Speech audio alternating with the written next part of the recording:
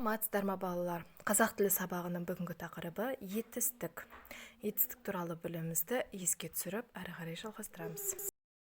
Келесі сөз жұмбақты бірге шешіп көрейік. Сөз жұмбақ етістік деп аталады. Мал өнімі.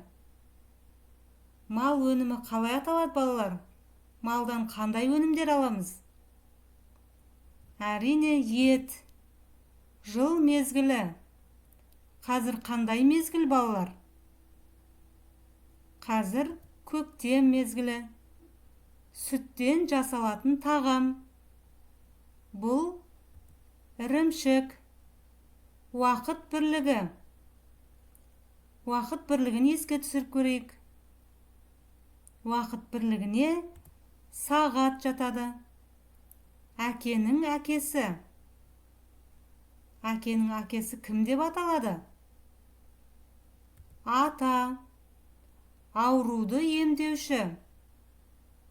Ауруды емдеуші дәрігер. Бейбітшілік құсы. Бейбітшілік құсы көгершін.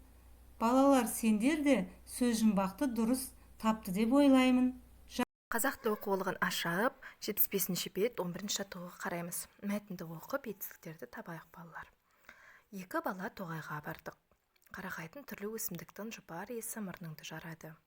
Аласа бұталардың арасынан сүр торғай, көк шымшықтар пыр-пыр ұшады. Алыстан ала ғана тоқылдақтың тоқылы естіледі. Тоғай іші көңілді. Осы мәтіндегі етістіктерді табамыз. Ауызша орындаймыз балалар, өз бетімізше. Келесі 12-ші жаттығу балалар. Дәптерімізді ашып, 2 жыл тастап, 5-ші сәуір деп 12-ші жаттығу деп жазып қоямыз. 12-ші жаттығуды жатқа жазамыз балалар. Ақ қанатты шағала, қалықтайсың жағада, көк теңізден шықпайсың, жағасында ықтайсың. Етістіктерді тауып, астын 2 сызықпен сызамыз. Ешкі ертегісі. Түлкі мен ешкі. Ертегі. Бір күні түлкі келе жатып, абайсызда бір терең құдыққа түсіп кетіпті. Шыға алмай тұрғанда, бір ешкі су іздеп жүріп, әлгі апанға кез болып түлкіні көрді. «Ей, түлкі батыр, не қылып тұрсың?» депті. «Ой, не қыласың, жаным жай тауып тұр. Қырда әрі сусап, әрі ыстықтан өліп едім. Құдықтың іші әрі салқын, әрі түбінде тұп-тұнық суы бар екен», дейді түлкі. Мұны естіп ешкі, «Мен де салқындайын, әрі су ішейін», деп ойлап, секіріп құдыққа түсіпті. Сонда түлекең ешкінің үстіне секіріп мініп, онан мүйізіне шығып, далаға ырғи жөнеліпті. Сөйтіп жөніне кетіпті. «Өтірікке алданба, басың бәлеге душар болады» деген осыдан қалыпты. Балалар, түлкі мен ешкі ертегісін көріп, біраз есімізге түсірдік. Солай ма?